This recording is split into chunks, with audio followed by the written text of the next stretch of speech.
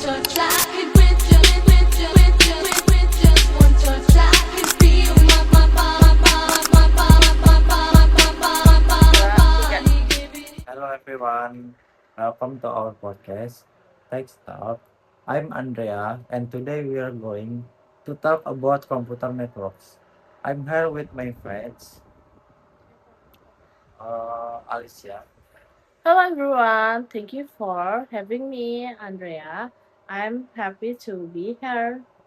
So let's start with a simple question. What is a computer network? Mm, a computer network in connecting between two or more devices. It allows the device to communicate and share information. So our phones, laptops, and computers can be connected through a network. Yes, exactly. They can communicate with other nodes your network. Do we use computer networks every day? Of course, we ask them when we access the internet, send messages, watch video, or sharing files. So even when I send a WhatsApp message, I'm using a network. Yes, our your message travels those uh, network before it reaches all other personal phones. I never really think about that. I just send the message and wait for the reply. Most people are like that. We as technology, we have to think about the process behaves. Okay, what are Mm, the common types of computer networks? One common type is LAN with that's for local area network. It is usually as in homes, school, or office. What about one? One mess where area network I cover a large area and internet is a good example. So LAN is usually smaller. Well, one can cover a much larger area. Yes, that's right. Now let's talk about Wi-Fi. Why does Wi-Fi sometimes become very slow? There are several reasons. So many answer a weak signal or problem with internet provider can after the connection. Does distance from the router matter too? Yes, the farther you're from the router and better the signal can become. That explains why my Wi-Fi sometimes works better when I'm near the router. Exactly. What are the benefits of computer network for students? They help students access information at the online class, send assessment, and community with classmates and classmates. So, networks are very important for education. Yes, essentially today because many learning activities depend on the internet. Both are networks always safe. Not always. There are risky risks of hacking, malware, painting, and data health. How can we protect ourselves? We can add strong password and avoid surprises link and should also be careful when using public Wi-Fi. That's important. I think many people connect to any free Wi-Fi without thinking about security. Yes, and that's why we need to be more careful. Do you think computer network will become more important in the future? Uh, Definitely more devices are becoming connected, involving smartwatches, smart TV, and smart home device. So, our lives will probably become even more connected. Yes, but we also need to understand the security risks.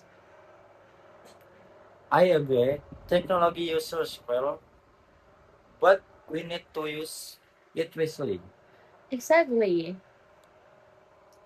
Well, thank you. Well, thank you for joining me today. Mm, you are welcome and join your hours conversation. And thank you everyone for listening. See you in for next topic. Goodbye. Bye.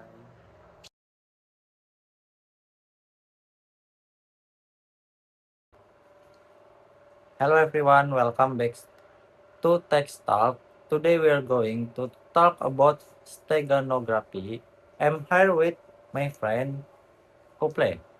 Hello, Andrea. Thank you for inviting me. So exactly is steganography? Steganography is a technique for hiding information inside another type of information. For example, a secret message can be hidden inside an image. Why? Inside an ordinary looking picture, Yes, the picture can look completely normal, even though it contains hidden information. that's actually really interesting. So people might not know that's there a message inside it. Exactly. That's one of the main ideas behind steganography. What kinds of files can be used? Images are common, but it can also be used with audio, video, and sometimes text. Why? What people want to hide information? There are many reasons. I can be used for privacy, communication, security, and digital watermarking. What is digital watermarking?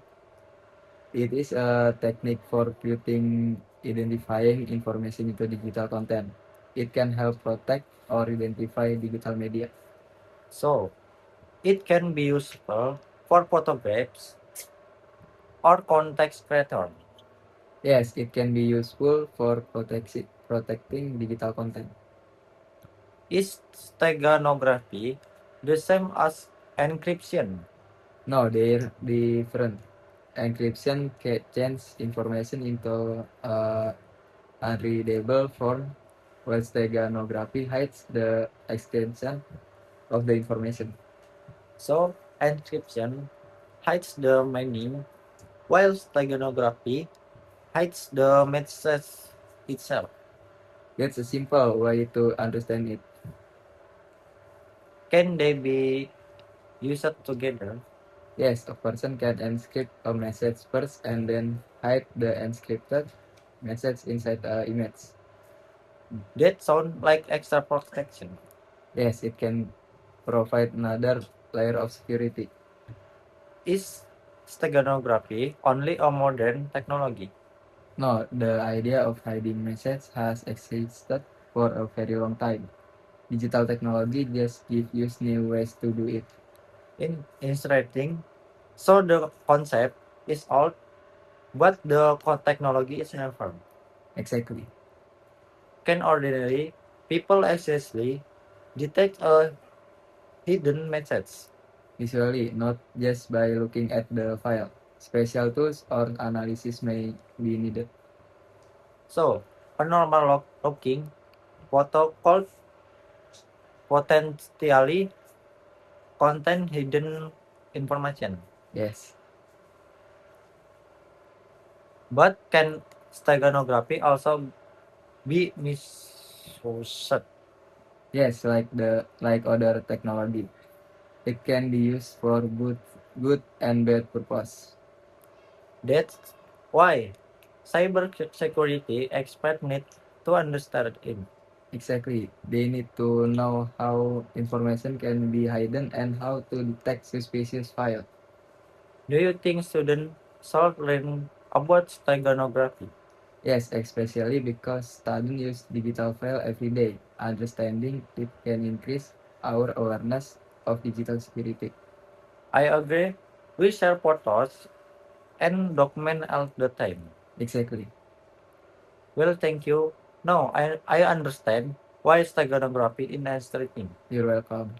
And thank you for everyone for listening. Will you see you in the next topic? Thank you. Bye bye. Bye.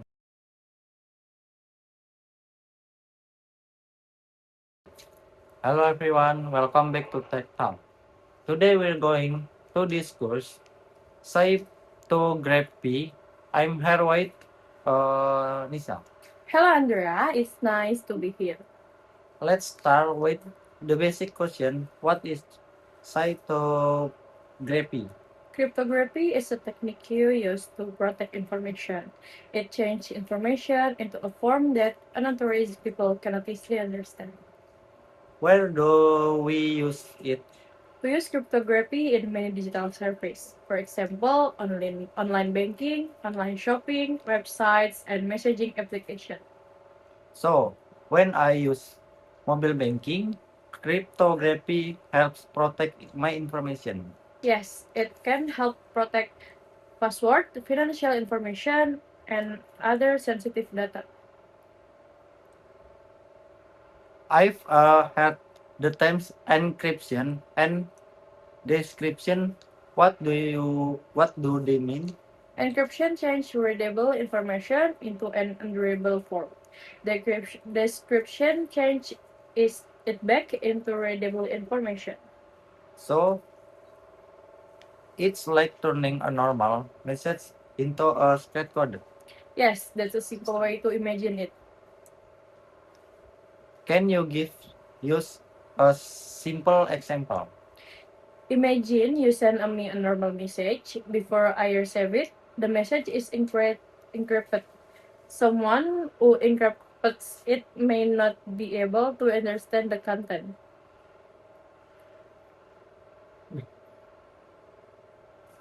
But can still read it when reads you. Yes, because the system can describe it for the authorized receiver. Are there different types of cryptography? Yes, two common categories are symmetric and asymmetric cryptography. What's the difference? Symmetric cryptography uses one key for encryption and description. Asymmetric cryptography uses a public key and a private key. Can you make this easier? Think about a mailbox. People can put something into it, but only the owner has the private key to open it. Okay, that's much easier to understand. Good. Now let's talk about password. What makes a password strong? It should be long, difficult to guess, and unique. We what password should be avoid? We should avoid simple passwords like your name, your birthday, or 12345 6. And should we use the same password every account?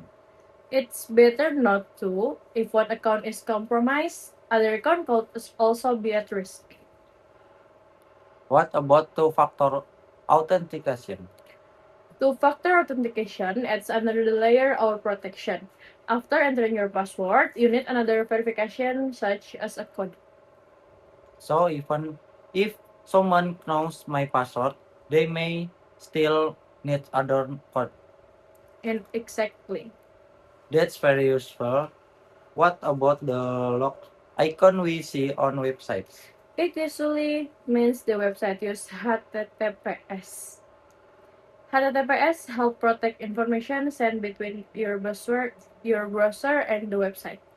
So that's especially important when we enter sensitive information. Yes, especially for things like account logins and online payments. Can cryptography completely uh, protect us? No, It is an important security tool, but users also need good security habits. such as using strong password and being careful with suspicious links. Exactly. I think that's something everyone should know.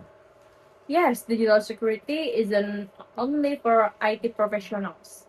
Thank you for explaining cryptography in a simple way. You're welcome. And thank you for everyone for listening. See you in final topic. Goodbye. Hello everyone. Welcome to the final episode of Tech Talk.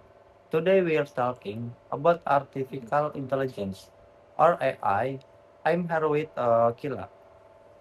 Hello, Andrea. I'm happy to be here. Let's start simply. What's artificial intelligence?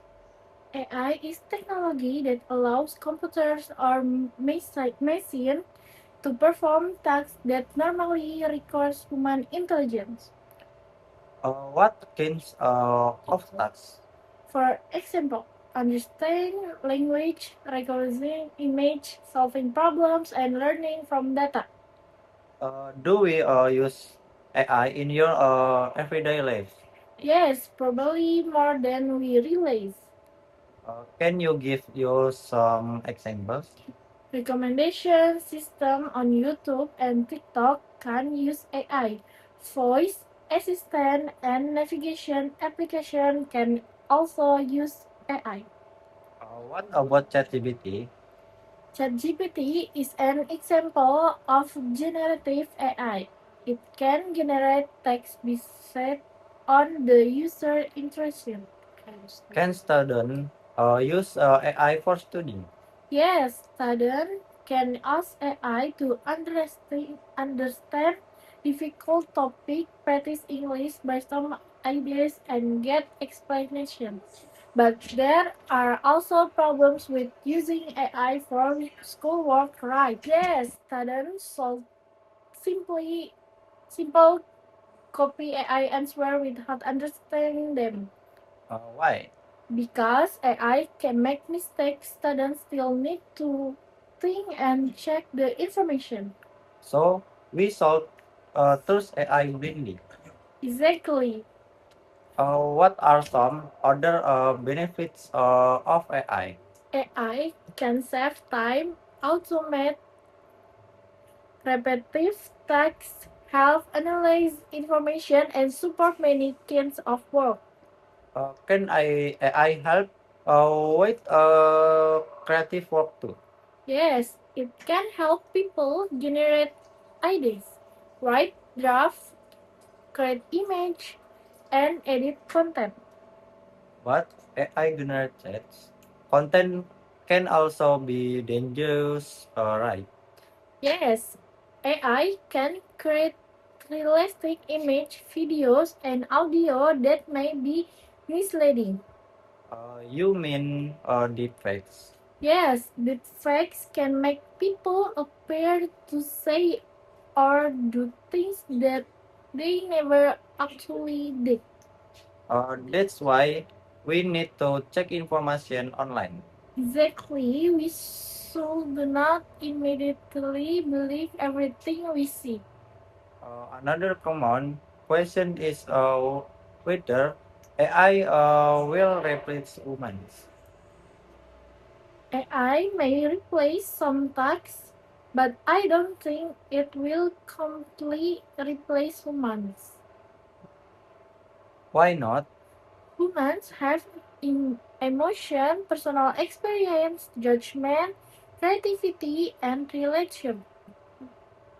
So humans and AI can work together. Yes, I think that one of the best ways to ask AI. What skills should students develop in the AI era? Critical thinking, creativity, communication, problem solving, and digital literacy. Why is critical thinking especially important? Because AI can give us information, but we need to decide whether the information is correct and useful. What about privacy when using AI? We should be careful about sharing personal information. We should not share passport, financial information, or private documents carelessly. Do you think AI will become more advanced in the future? Yes, definitely. AI is developing very quickly. And do you think that's a good thing? It can be as long as people use it responsibly and ethically. So your advice for student is As AI as a tool to help you learn, not as a replacement for your own thinking. I really like that. Thank you for joining me today. You're welcome. I enjoyed our discussion. And thank you for everyone for listening. Textile. Today we talk about computer networks, steganography, cryptography, and artificial intelligence. Goodbye, everyone. See you next time.